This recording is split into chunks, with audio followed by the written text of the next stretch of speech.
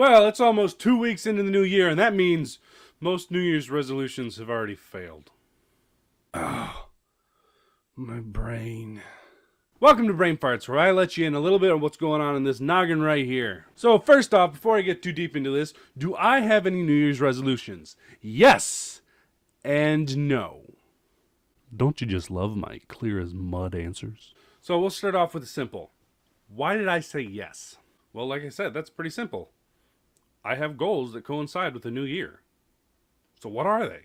To oversimplify, to create more content. Now, to create more content, I need to streamline some things, I need to work with more people, and I need to broaden the scope of the content that I am creating. Now, I released a video last year about broadening the scope of my content, and I'm already starting to do that, and you're seeing that in things like the hot pepper thing that I'm doing with Drew. And that's also sort of working with new people, because I have been working with Drew with a lot of stuff for a long time, but this is the first time we've actually worked together to make content for this channel. And streamlining. How am I going to streamline? Well, that's exactly why this is a new shot. It's a different shot than you've ever had before. That's because this is a different camera. Now, how is a new camera going to help me streamline? Well, let's back up and I'll tell you what I used to do. This is my phone. It's my main camera. I have this camera, and then I have my, I don't know where the actual camera is, but my SJ cam, which is it's kind of like a GoPro, but it's not. But my editing software does not like the video that comes from the phone. And whenever I'm in my office, I want to record audio on this microphone because it's so much better audio than this records. So, when I have a video that I recorded on my phone, first thing I have to do is get it on the computer. Then I have to take that video and convert it into a format that my editing software likes.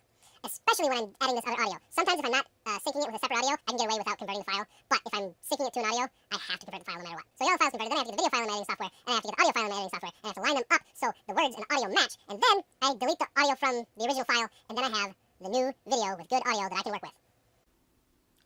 it's a pain. Now, with this new camera, I can record directly to my computer in a format that the video editing software likes, and automatically have this as the audio. So all I have to do is hit record, edit out the shots of me staring off into space thinking about what I'm going to say, and then export it. So much simpler, streamlined.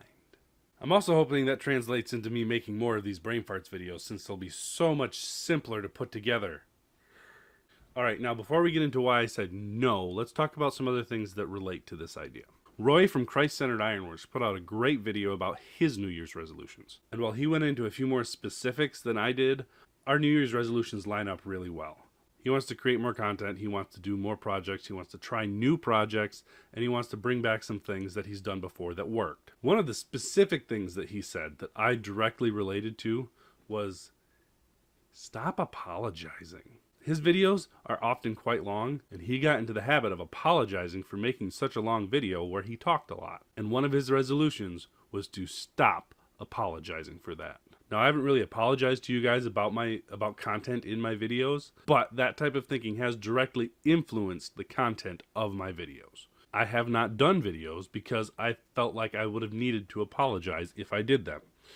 This touches on the same thing that I talk about in the Good Advice Gone Bad Brainfarts video, where I felt like I needed to cater to what you guys expected when I really didn't even know what you guys expected, and I was basically just putting limitations on myself and my content that I shouldn't have. Now, I'm just going to create awesome no matter what I think you expect, no matter what I think you should expect, and I'm not going to apologize for it. Now, we're going to slightly jump subject matter. Just slightly. I was listening to the Art of Manliness podcast yesterday, episode 369, When? The Scientific Secrets of Perfect Timing. So the whole podcast was about timing and success. Some of it was the best time of day to do specific kinds of work. Some of it was talking about the differences between when people graduate in a recession or if they graduate in a very good economic time. But the part that I want to talk about is temporal landmarks. Temporal landmarks are just like any other landmark, only with time. When you're given directions or you're going someplace, One of the ways people get there is by landmarks. You turn left at the big tree, you turn right at the store, you turn whatever the landmark is, whether it be a big building or an old tree or a statue, you understand what a landmark is. And we have the same type of thing when we're talking about time, but they're not physical things. They're just a day that sticks out, like New Year's Day. That is a huge temporal landmark. But they can be anything. They can be a holiday, they can be a birthday, they can be as simple as Monday. And one of the things they've talked about is when you start something, you're statistically more likely to succeed if you start it in conjunction with a temporal landmark. It was interesting, and I think they're right, but it got me thinking about unintentional side effects of making plans using that information. If we're constantly waiting for a temporal landmark to start something, we're constantly doing just that. We're just waiting. And there's a built-in excuse to wait till next time. Because if you're waiting for a temporal landmark, that landmark hits, you go, all right, I'm going to start this. And then 2 days, 2 hours, 2 minutes later, you falter. Oh, well, all right, that time it didn't work out. We're going to wait till the next temporal landmark. And that's what happens with the majority of New Year's resolutions. People make the New Year's resolutions, and then whether it's 10 minutes into the new year or 10 days in the new year, 2 months into the new year, they falter. That fault could be the tiniest misstep that in the long run makes absolutely no difference, but it wasn't perfect.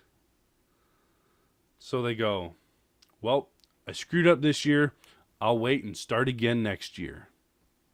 So here's where I kind of get into the reason of why I also say no, I don't have a New Year's resolution.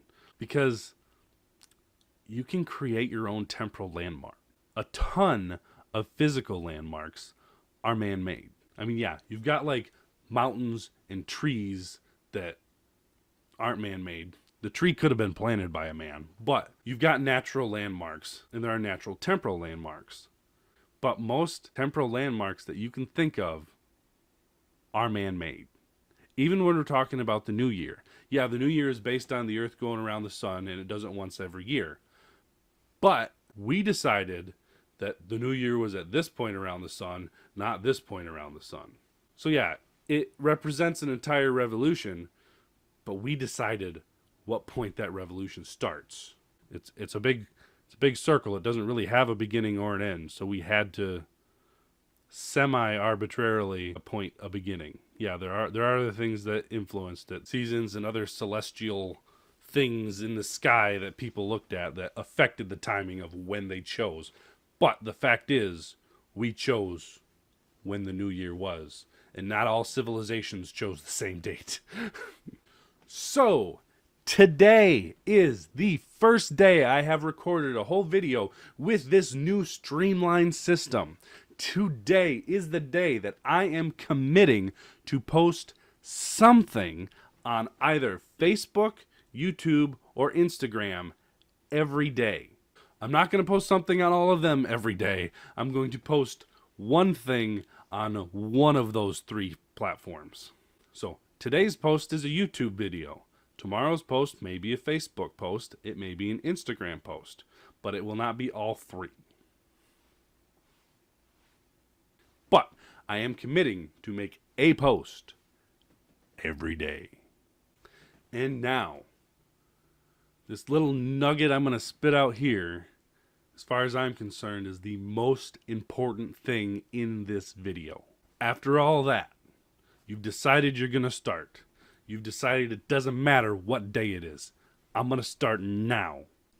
You need to give yourself permission to fail. Because it's going to happen. You are going to fail.